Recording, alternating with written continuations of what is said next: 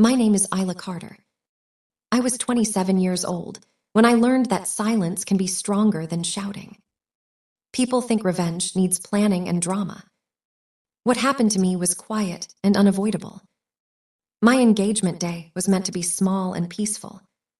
Just close family, friends, and a simple celebration. I was engaged to Daniel Wright, the man I loved deeply. We had been together for 4 years.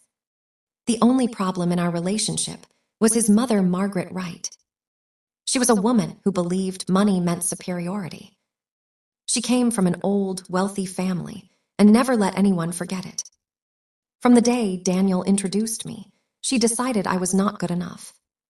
I was raised by a single mother. I worked my way through college. To Margaret, that made me a problem. She never insulted me directly. Instead, she smiled politely and made quiet comments about standards and expectations. I learned to stay calm and patient. A week before the engagement, strange things started happening. The venue called to say there was a booking issue. My dress arrived damaged.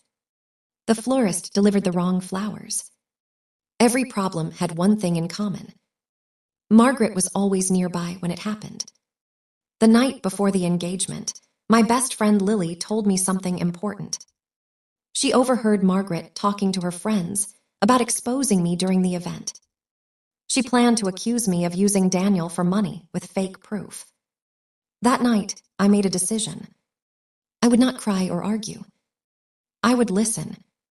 On the engagement day, I dressed simply and blended in with the event staff. Margaret barely noticed me.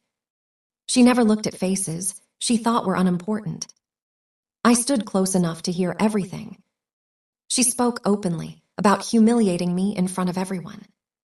She said Daniel would come back to her once he saw the truth she created. I memorized every word. When the engagement began, guests filled the hall. Daniel stood at the front, smiling and nervous. Then Margaret stood up and asked for the microphone. Before she could speak, Daniel took it from her.